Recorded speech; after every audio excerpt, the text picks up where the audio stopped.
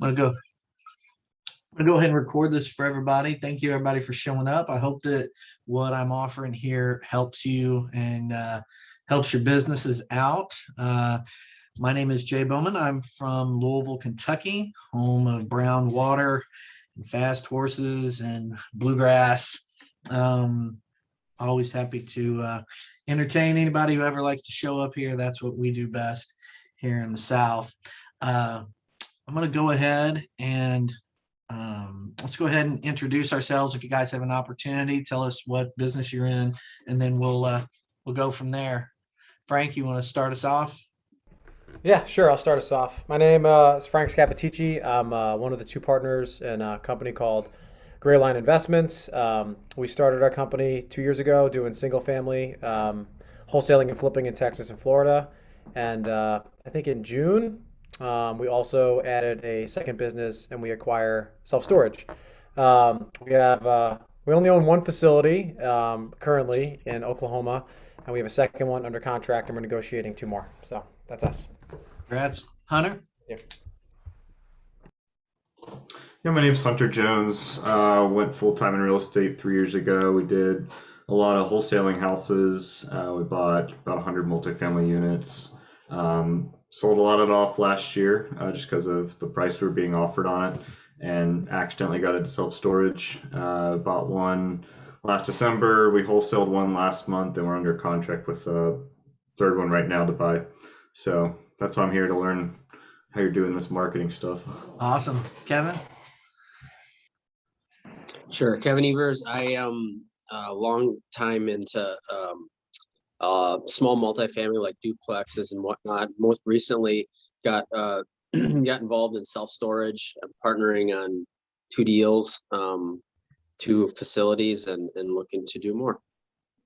And an investor of ours. It's always been nice. Next up, John, I don't know if you can do it. I'll call your all's names out if you can. You're up, John. I can. Yeah, you can hear me? Yep. Perfect. So my name is John Giulio. Actually just making the switch into the commercial real estate space, looking at self-storage. Hopefully getting one under contract pretty soon here, but always open to learn, and that is why I am here today. Awesome. So I appreciate it. You're welcome. Yeah, I'm here in Jacksonville, Florida, just doing basically wholesaling and a few flips a year. That's pretty much it. Awesome. John.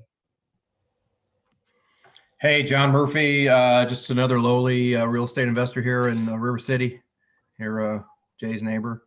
Jay, I'm actually on two calls, so I'm just wanted to sit in with you. Appreciate this time to give out to everybody. Oh, that'll be fine. And Richard, are you there? All right. He's probably, maybe he's busy doing something. That's all right. So what we're going to do is I'm going to share the screen. If you guys have any questions, please write them down, and we'll take a pause as I kind of go through this.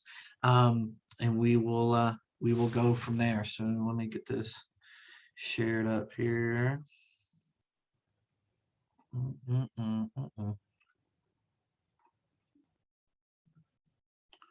All right, can you all see my screen here?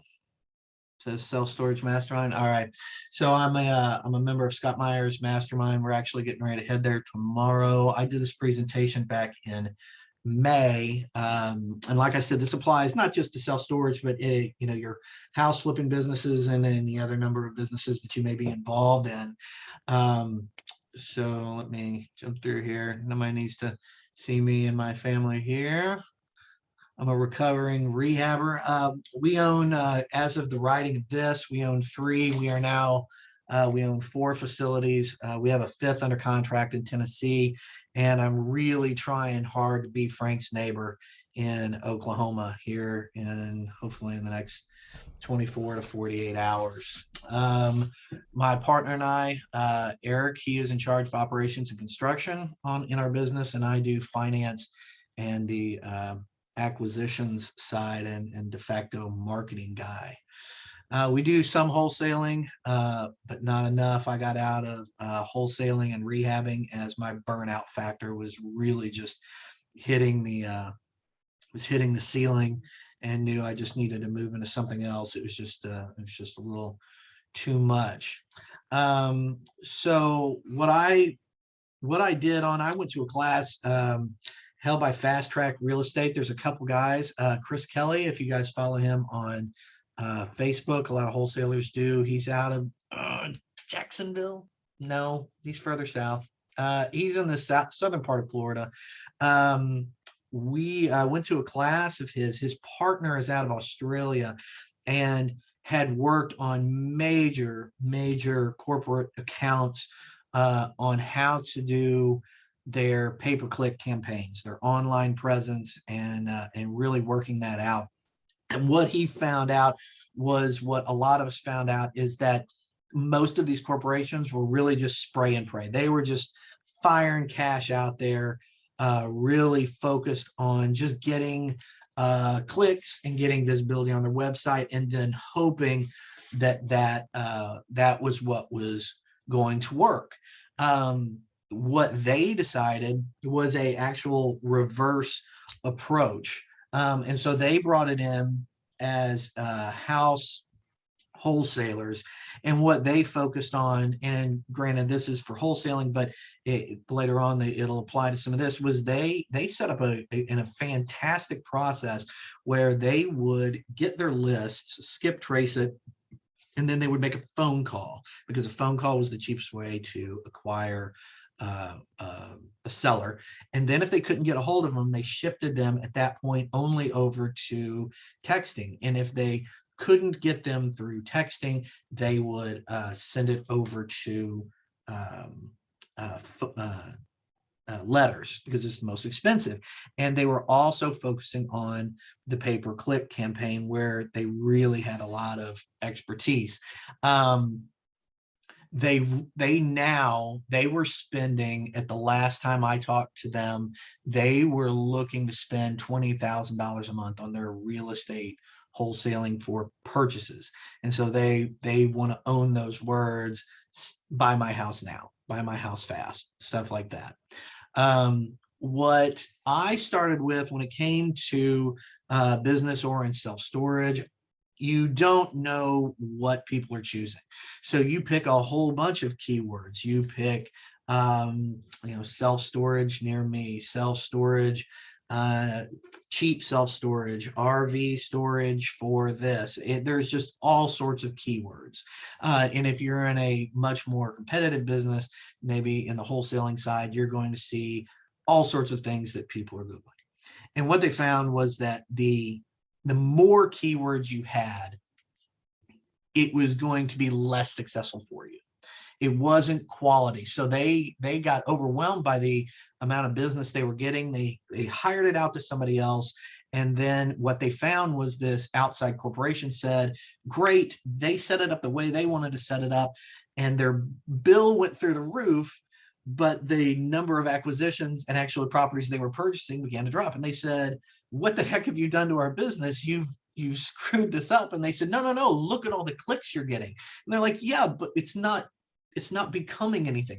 We're not able to buy these houses. And so they said they took it back in-house, and they went back to this process. And so this is what I had started to do. If you are familiar with Google AdWords in any way, shape, or form, you understand you can put these keywords in, and if you just have it as a plus, it can be anything. So if you use the word shoe, you might find somebody, if you're trying to get somebody to your site to buy shoes, and you want to say shoe, you might get somebody searching for a children's book that has shoe in the title, or somebody who wants to buy shoes, or anything that involves the word shoe whenever you're using the plus in front of it. It was the most worthless one of all of them. I was using the phrase ones because I wanted the variations that came with it. So if I would put self-storage, I was under the belief that it would say, hey, self-storage near me, self-storage doors. You just get this wide variety, but it all involved self-storage. And what we ended up doing was paying for a lot of clicks for search terms that we didn't want. For instance, if I was in St. Louis and I said, I wanted somebody to rent my units and I needed them to search self-storage, and I used the quotation marks, I would put it in self-storage. But if somebody typed self-storage Kansas City, that wasn't going to do me any good at all because it was totally on the other side of the state. And so I was finding all these negative keywords or keywords that I didn't want popping up in our process. So what we ended up doing was taking these very, very specific keywords and we just used brackets. And that means it is extremely restrictive on what it is that people are searching. So I would not get bracketed keywords for self-storage Kansas City anymore. I used a couple other techniques and we'll go into those, but I was using these very, very, very specific keywords. So self-storage doors for sale would have been a response that I would have gotten a click on. I don't want that. I just want self-storage, somebody seeking self-storage. And so if there was a lack of a good keyword that wasn't gaining any traction, what we would do is we would end up putting it in quotations. So to give an example of this, I'll use my wife's business. She's a psychologist here in town. We would use therapist. And so we have that in brackets and people would search therapist and we would get all of the people looking specifically for people like her and the services she provide. But we ran into an issue with counseling because counseling can be psychological. It can be any number of things. Therapy can be the same thing, whether you have physical therapy or occupational therapy or psychological therapy. So we were running into issues where we weren't getting the traction we wanted on the keyword. So we started narrow with the brackets and broadened it out with the quotations. Once we were able to identify the keywords that people were using to search for therapy in the quotations, we would go back to brackets and only focus on those phrases or keywords that people were really typing in and utilizing to search for those. So we went from 50 keywords down to now just 12 keywords. So you don't need 1,000 keywords to make this work for you. You can get it down to just a handful and be very, very specific with those. Now, I am not, the conversions that you can do inside AdWords, you're really wanting to focus on those because you're wanting these clicks to generate access to your rental page where you have your doors where you go, if they're searching for self-storage availability, you want that link and that ad to just dump straight into, in my opinion, straight into the page where it has your stuff for rent, your 10 by 10s, your 10 by 15s, whatever they're coming to look for what you have available. You might as well feed it to them. And also wanted to measure those online conversions for phone calls. So there's a lot of opportunity at that. I'm going to be the first one to tell you, I am not an expert on digging that deep into the details or KPIs. There are other people who are really good at that.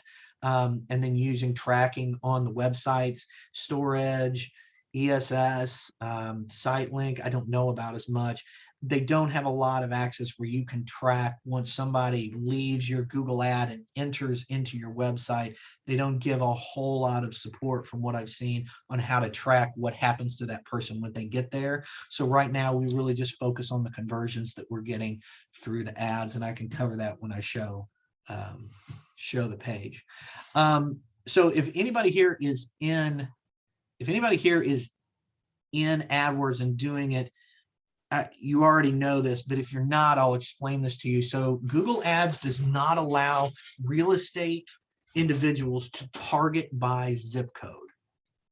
They see that as, and this changed within the last year, I say, where if you want to target poor neighborhoods and you go, well, shoot, in my zip code, that's 40201 or 40210, 40211, and 40212, you're targeting the poorest neighborhoods, and Google says, we don't like you doing that. And so they won't allow you to specifically target the zip codes. What you can do, and what they do allow, is the radius.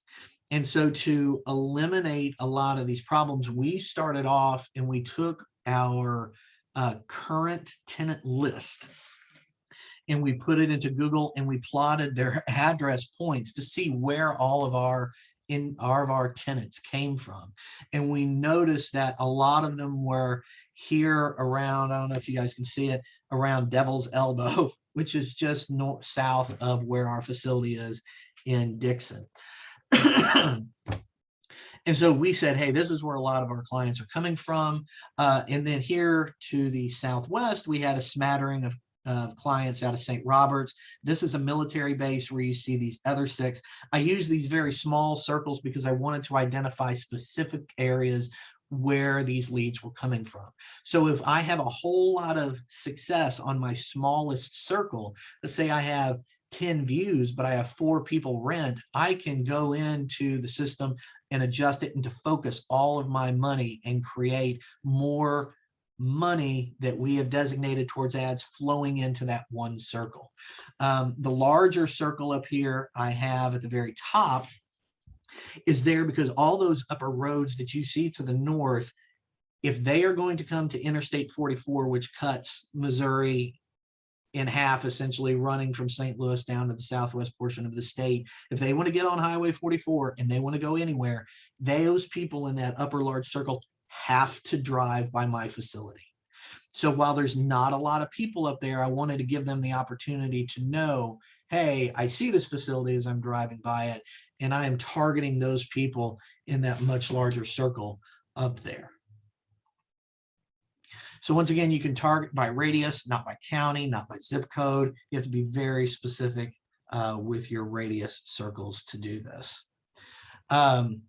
We also began to time our ads. So if you're not careful, you're going to have them on 24 hours a day, 7 days a week.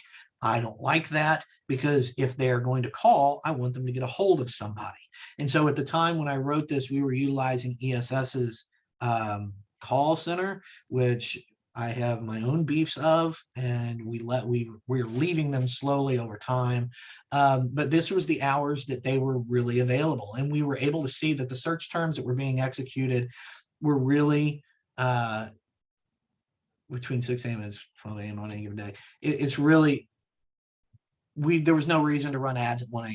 Nobody was going to pick up the phone. And so we really started to do is focus when our call center was open. So when those people were searching, they could get a hold of somebody if they decided to call. So at the time, ESS, it doesn't operate on Sundays, if I remember that correctly.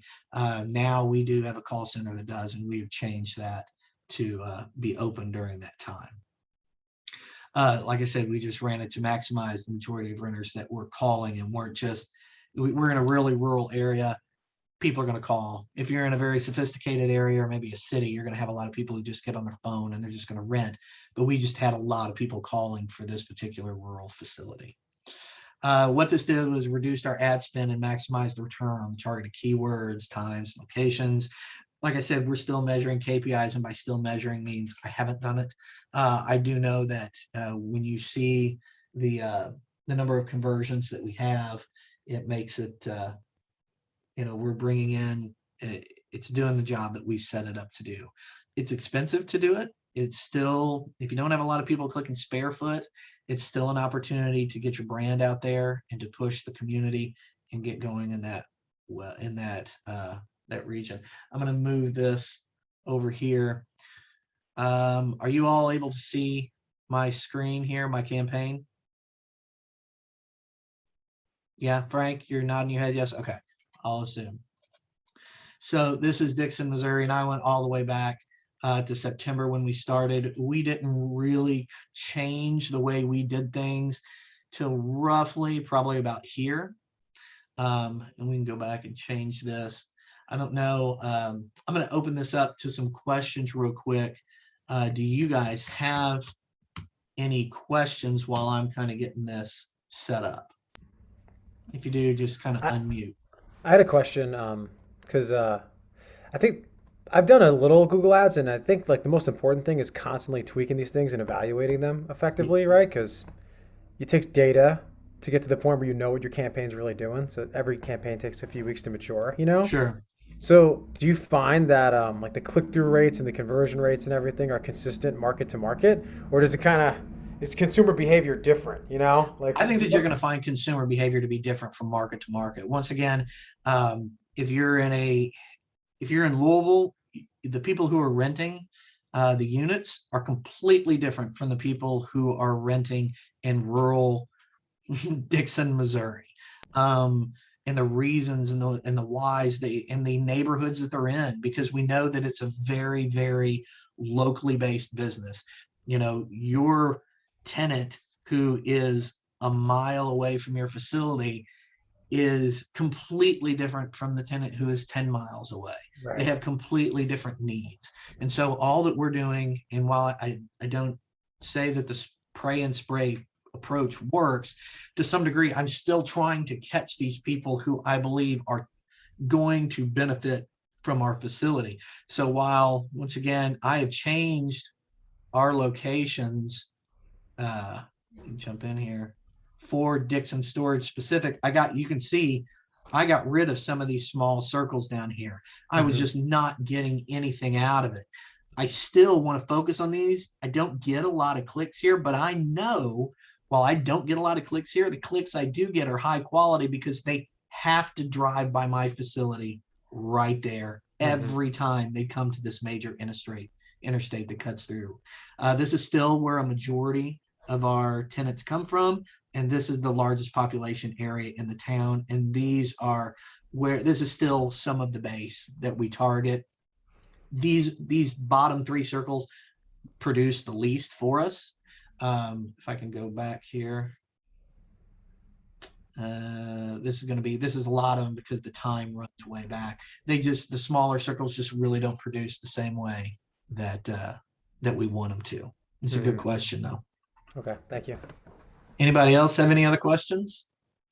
I've got one. So we use Sparefoot. Haven't done Google Ads yet. And so if you've optimized this, I don't know if you've used Sparefoot. If you have, how does the cost per lead compare to the Sparefoot pricing? So the cost here, let's go into that real quick. I'm assuming you can get it cheaper.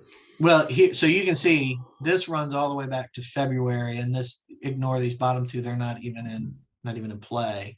I was using the Dixon display ads. So let me go into this real quick. With the display ads, these are when you're on your phone and you're on some random website, and it thinks that because you're on this website, you want to know about self-storage, and it is pushing that site out to you. And you can see the impression difference here.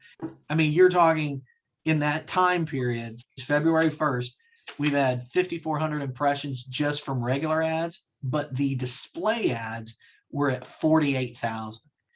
We had 170 clicks from those and 0 conversions. And yet we spent, not a ton because they're cheap. They know that they're not very good. We spent $278.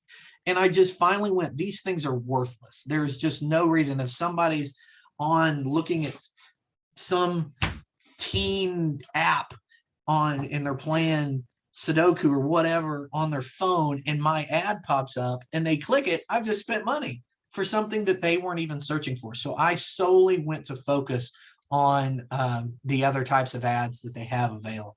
And that's where we have stuck with. So you can see our conversion, our cost of conversion is $116.13. Now we've had 352 clicks and 22 conversions. And I'd have to go into my conversions to lay out exactly what those are. But that doesn't mean that out of the other 330 that went to the site, they didn't come back later and do something with it. And so we all know Sparefoot's expensive, and they want to take the clicks, and then they want you to reserve, and they set it up to reserve for a long time. I've got my issues with Sparefoot and the way that they do things, but for pushing out and for filling up a facility, I think it's great. We utilize it now in this area. Again, we don't get a lot of traction out of it. What we do get a lot of traction out of is this though. And we have a measly 15, I think it's $15 a day that we set to this. If we set it to 25, we might do better, but I'm not the only one who spends. I've got a partner, so we have to talk about things like that. Make sure that we're all on the same page. So good question though. Good question. I utilize to show here. So we focus on, I can go into the keywords. Let's do this. So these are the keywords. We find, you just find them: self-storage near me, storage units, self-storage near me. These are the ones I like to focus on, the search terms, because these are the ones that the people are actually using to find us. And there is a variety. And these are old ones. I can go back to before I refined it here. Go back to 6.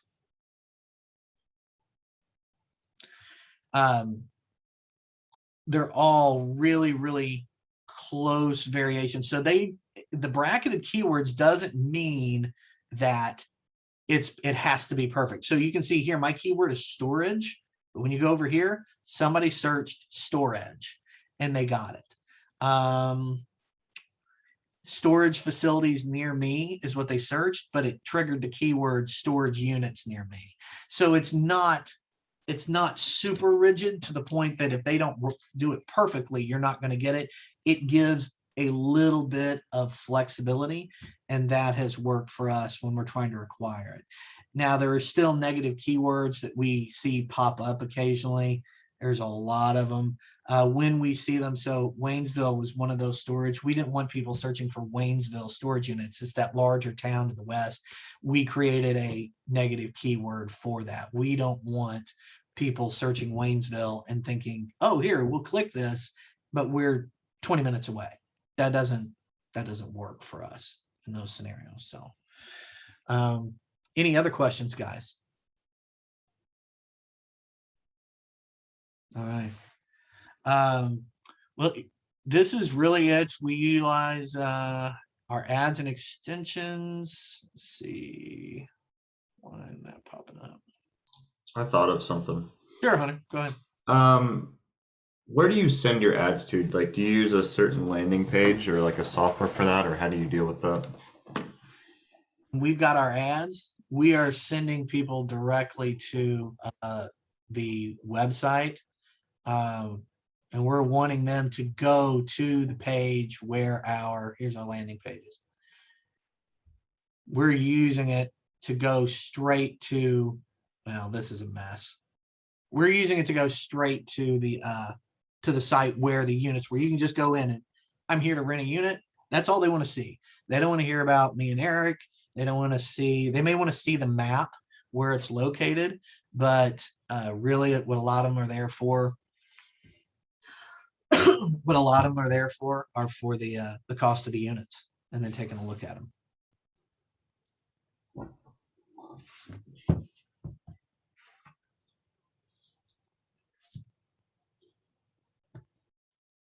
Just added, hey Scott, sorry we didn't see you sitting in the room there. I'm recording this so we can share that with you later.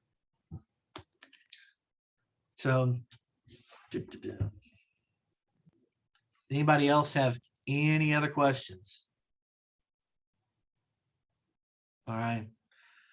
Like I said, I didn't want to take a whole lot of time doing this. I think that it comes down to really knowing that we like to use the bracketed keywords. We specifically use the radius to target the areas, and we want to dump those people into the actual page where those units are available. Occasionally, if you want to use location, if they're like closest near me, you can dump them into a map that you can put on your website and link it there. But I really, if they're looking for storage units, I want to sell them something and I want to dump them straight into that site where they can go ahead and go, man, I was really looking for that 10 by 10 for $65. That was our focus. So any other questions? All right. Well, like I said, didn't want to take a whole lot of time. I hope you guys found this helpful. If you have any questions, feel free to reach out to me. Glad to help and go into more detail. And I'm not going to pretend to be a master of this, but I'm always refining it and trying to get better at it. So if you guys have any questions, just let me know. I appreciate y'all showing up. Thanks for doing this. Appreciate it. No worries. Anytime. Talk to you soon. Thanks, Jay. See you. Bye.